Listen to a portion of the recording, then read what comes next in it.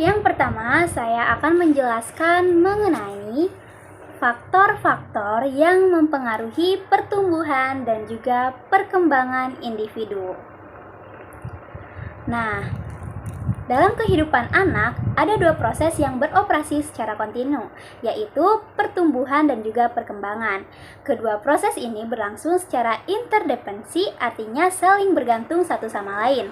Kedua proses ini tidak bisa dipisahkan dalam bentuk-bentuk yang secara pilah berdiri sendiri, akan tetapi bisa dibedakan untuk maksud lebih diperjelas penggunaannya. Nah, pertumbuhan adalah perubahan secara fisiologis sebagai hasil dari proses pematangan fungsi-fungsi fisik yang berlangsung secara normal pada anak yang sehat dalam perjalanan waktu tertentu. Pertumbuhan berkaitan dengan perubahan kuantitatif yang menyangkut peningkatan ukuran dan juga struktur biologis. Hasil pertumbuhan berwujud bertambahnya ukuran-ukuran kuantitatif badan anak seperti besar, panjang, berat, dan kekuatannya, makin sempurnanya sistem jaringan saraf dan perubahan-perubahannya.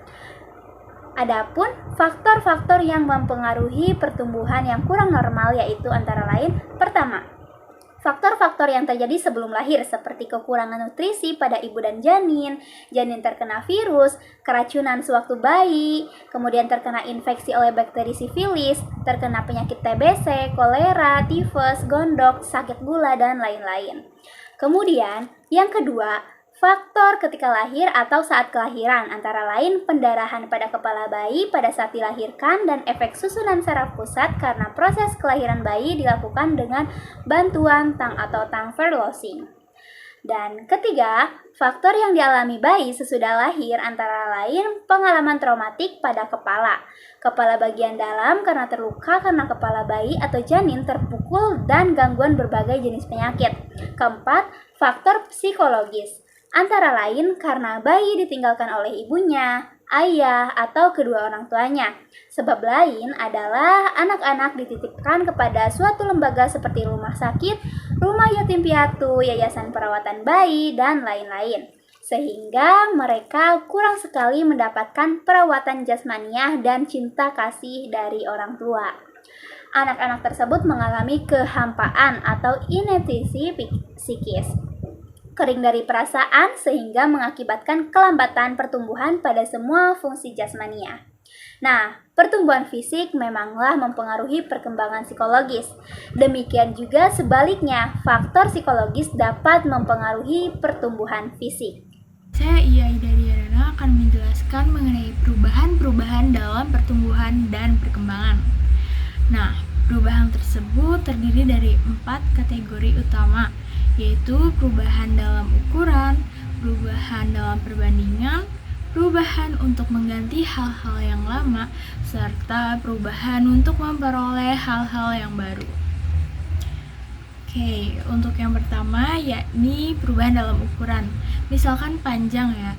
Bayi kan ketika lahir panjangnya sekitar 50 cm. Nah, setelah 1 tahun kemudian berubah menjadi sekitar 60 cm atau lebih besar dari ketika bayi. Kemudian perubahan dalam perbandingan. Dalam perkembangan sosial terjadi perubahan dalam perbandingan. Misalnya dari anak yang tadinya bermain sendiri, bermain dengan saudara, dan selanjutnya bermain dengan anak-anak tetangga, dan kemudian si anak ini bermain dengan anak-anak yang lingkungannya lebih luas. Nah, untuk yang ketiga, yaitu perubahan untuk mengganti hal-hal yang lama. Misalkan bahasa bayi yang tadinya tuh kurang jelas, lama-kelamaan hilang dan diganti dengan perkataan yang lebih jelas. Nah, untuk perubahan yang keempat, yakni perubahan untuk memperoleh hal-hal yang baru. Jadi ketika bayi lahir, kan belum punya gigi. Namun dalam perkembangannya terjadi perubahan, yaitu bertumbuhnya gigi pada si bayi tersebut secara bertahap. Nah, kemudian ada menjelang usia remaja, bakal ada tumbuh bulu-bulu ketiak atau misalkan tanda-tanda pubertas. Nah, itu juga termasuk perubahan yang keempat ini. Selanjutnya akan dijelaskan oleh rekan saya. Terima kasih. Selanjutnya, saya akan menjelaskan materi tentang aspek-aspek pertumbuhan dan perkembangan. Yang pertama ada pertumbuhan fisik. Dan pertumbuhan fisik dibagi menjadi dua, yaitu pertumbuhan sebelum lahir dan pertumbuhan sesudah lahir. Yang pertama ada pertumbuhan sebelum lahir. Manusia itu ada dimulai dari suatu proses pertumbuhan, yaitu pertemuan sel telur dan sperma yang membentuk suatu sel kehidupan yang disebut embrio. Embrio manusia yang telah berumur 2 bulan berukuran sekitar 2,5 cm dan disebut janin atau fetus. Setelah 3 bulan, janin atau fetus tersebut telah berbentuk menyerupai bayi dalam ukuran kecil. Masa sebelum lahir merupakan pertumbuhan dan perkembangan manusia yang sangat kompleks, karena merupakan awal terbentuknya organ-organ tubuh dan seterusnya jaringan-jaringan saraf yang membentuk sistem yang lengkap. Pertumbuhan dan perkembangan janin berakhir pada saat kelahiran. Kelahiran adalah petanda kematangan biologis dan jaringan saraf masing-masing komponen biologis telah mampu berfungsi secara mandiri. Yang kedua adalah pertumbuhan setelah lahir. Pertumbuhan fisik manusia setelah lahir merupakan kelanjutan pertumbuhan sebelum lahir. Proses pertumbuhan fisik manusia berlangsung sampai masa dewasa. Pertumbuhan fisik anak dapat dibagi menjadi 4 periode utama. 2 periode ditandai dengan pertumbuhan yang cepat, dan 2 periode lainnya dicirikan oleh pertumbuhan yang lambat. Selama periode pralahir dan 6 bulan setelah lahir, pertumbuhan tubuhnya sangat cepat. Pada akhir tahun pertama kehidupan pasca lahirnya, pertumbuhan seorang bayi memperlihatkan tempo yang sedikit lambat dan kemudian menjadi stabil sampai anak memasuki tahap kematangan kehidupan seksualnya. Hal ini dimulai ketika anak berusia sekitar 8-12 tahun. Mulai saat itu sampai anak berumur 15 atau 16 tahun, pertumbuhan fisiknya akan cepat kembali dan biasanya masa ini disebut ledakan pertumbuhan pubertas. Periode ini kemudian disusul dengan periode tentang kembali sampai ia memasuki tahap dewasa. Yang kedua ada intelek. Intelek atau daya pikir perkembangan sejalan dengan pertumbuhan saraf otak. Karena pikiran pada dasarnya menunjukkan fungsi otak, maka kemampuan intelektual yang lazim disebut dengan istilah lain kemampuan berpikir dipengaruhi oleh kematangan otak yang mampu menunjukkan fungsinya secara baik. Pertumbuhan saraf yang telah matang akan diikuti oleh fungsinya dengan baik, dan oleh karena itu, seorang individu juga akan mengalami perkembangan kemampuan berpikirnya, manakala pertumbuhan saraf pusat atau otaknya mencapai kematangan. Perkembangan tingkat berpikir atau perkembangan intelek akan diawali dengan kemampuan mengenal, yaitu mengetahui dunia luar. Yang ketiga ada emosi. Emosi merupakan gejala perasaan disertai dengan perubahan atau perilaku fisik seperti marah yang ditunjukkan dengan teriakan, suara keras, atau tingkah laku yang lain. Begitu pula sebaliknya dengan seorang yang gembira akan melonjak-lonjak sambil tertawa dan sebagainya. Yang keempat ada sosial. Sejak lahir, bayi sangat membutuhkan bantuan atau asuhan orang lain, yaitu ibunya, ayahnya, dan orang-orang dalam keluarga. Dalam perkembangan selanjutnya, ia mulai mengenal dan bergaul dengan orang-orang di sekitarnya atau lingkungannya. Akhirnya manusia mengenal kehidupan bersama, kemudian bermasyarakat atau berkehidupan sosial. Dalam perkembangannya, setiap orang akhirnya mengetahui bahwa manusia itu membantu dan dibantu, memberi dan diberi. Yang kelima ada bahasa. Fungsi bahasa sebagai alat komunikasi, setiap orang senantiasa berkomunikasi dengan orang-orang sekitarnya. Tangis atau menangis pada saat kelahiran mempunyai arti bahwa bayi pertama kali berkomunikasi dengan orang-orang di sekitarnya. Bicara adalah bahasa suara, bahasa lisan. Dalam perkembangan awal berbahasa lisan, bayi menyampaikan isi pikiran atau perasaannya dengan tangis dan atau ocehan. Seorang bayi yang telah berusia 6-9 bulan mulai berkomunikasi dengan satu kata atau dua kata. Demikian seterusnya anak menyusun kata-kata dan kalimat. Yang keenam ada bakat. Bakat merupakan kemampuan tertentu atau khusus yang dimiliki oleh seorang individu yang hanya dengan rangsangan atau sedikit latihan, kemampuan itu dapat berkembang dengan baik. Bakat merupakan hal yang sangat penting sehubungan dengan bidang pekerjaan atau tugas. Kemudian dalam bidang pendidikan sangat memperhatikan bakat tersebut, mengingat fungsi pendidikan itu adalah untuk mempersiapkan peserta didik dalam memasuki dunia kerja.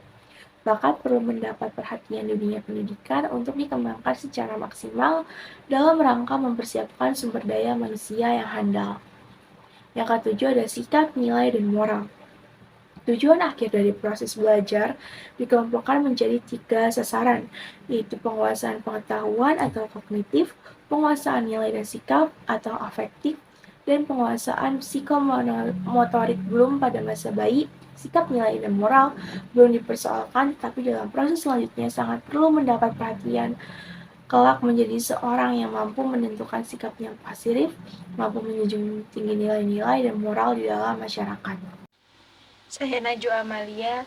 Untuk materi selanjutnya adalah hukum pertumbuhan dan perkembangan. Hukum pertumbuhan dan perkembangan adalah suatu kecenderungan umum dalam pertumbuhan dan perkembangan manusia yang mempengaruhi karakteristik setiap individu. Adapun hukum-hukum perkembangan adalah sebagai berikut.